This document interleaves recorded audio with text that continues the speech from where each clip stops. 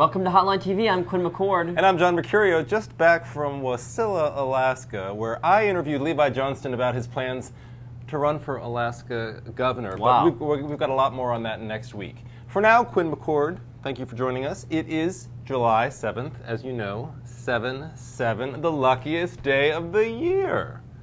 Right? Yeah. Yeah, definitely. Well, I feel pretty lucky today. I feel lucky to have you joining me on the show today. Likewise. Great, and you should feel lucky, right, to be here. I'm just lucky, yeah. Yeah, you're just lucky lucky to have to be a job here. at this All right, point. let's go through. Let's talk about a couple of politicians here today in America, in the United States, in Washington, D.C., who are pretty lucky, feeling pretty good. Let's go through. Let's talk about a couple of them. Well, you could talk about John Cornyn as head of the NRC. It looks like Kelly Ayotte, the Attorney General of New Hampshire, is going to run for Judd Grigg's open Senate seat. This is a breaking news today. She's resigning as Attorney General, the first female Attorney General of New Hampshire, apparently. And is a big Republican recruit. They were looking pretty, like the farm team was pretty weak. Yeah, they were begging Gregg to reconsider his decision to run. He refused to do so. They were begging former members, of the House to get in. People have lost other races. I mean, she's it. Yeah. And she's the one they wanted. So that'll be an interesting race and a rare coup, recruiting coup for the NRC. Good for you, John Cornyn. All right, moving right along.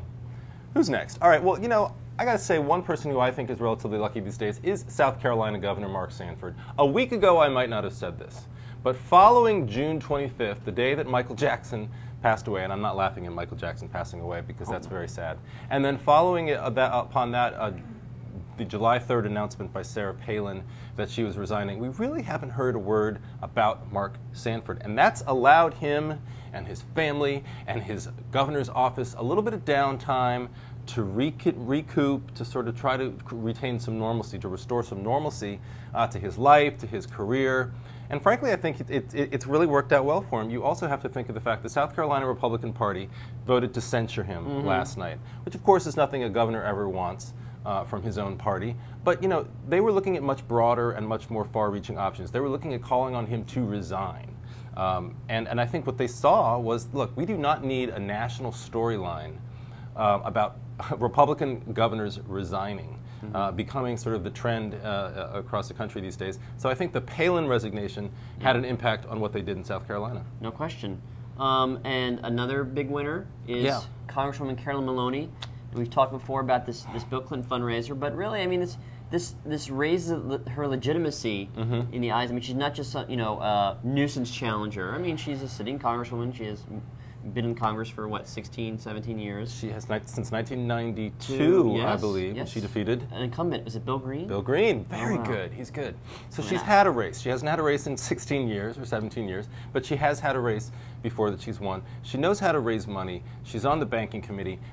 And more importantly for her, running statewide in New York, you've got a relatively liberal base, a very active liberal base in the Democratic Party in New York, and she will clearly try to capitalize on her being more aligned with them than somebody like Kirsten Gillibrand. So I don't count her out. There's also polling out that shows that it's a dead heat, the Democratic primary. So I think a week ago, 2 weeks ago, people viewed her as you said, a nuisance. But the closer she gets to actually doing this, it could be a good race. Yeah. Interesting race. All right, moving right along. You know who else has been relatively lucky, Quinn? Who? Aside from you and me and everybody here at the hotline. Mitt Romney. All right, we talk about all these Republican 2012 potential candidates falling by the wayside. He's drawing praise these days from the Wall Street Journal, from all sorts of other conservative Republican bloggers. He's still standing. He's tested in the 2008 race. The issues landscape really works for him right now. You've got the economy as something that he was able to speak well on in 2008. You've got the auto industry, something he speaks well on. He's also got, as far as we know, no ethical or personal or family scandals that can come out of the closet. Yeah, certainly. And as you know, with George W. Bush accepted, Republicans tend to follow this seniority system where sort of like the second place finisher from last time gets elevated, and John McCain. He is well positioned to take the spot next year. Who else? 2012. Who else do we have? Winners today? Yeah, winners. Lucky people. I mean, lucky just 7/7. Within the past couple hours, Al Franken has been inaugurated or sworn into the U.S. Senate. Is that lucky? Well, I don't know. It's it's a double-edged sword for both him because he has to go to work now. I know. What has he been doing for the past 300 days? He's been hanging out, sitting around. And for Harry Reid, I mean, he gets a 60th. Not 300 days, 180 days. Yeah, give or take. And, Harry Reid, he has the 60th vote, but he has the 60th vote, and, people are going to be saying, well, why can't you do this? Why can't you do that? Interesting. So thoughtful. This goes to the point that there are no such things as clear winners or clear losers. That's so true. We can turn anyone who looks like a winner into a loser. But you, Quinn McCord, how I got here. You are a winner. You, by any stretch of imagination, any measure, is a winner. Oh. Unfortunately, though. Unfortunately, we are out of time and we're out of luck. And I'm Quinn McCord. And I'm John Mercurio. Better luck next time on Hotline TV.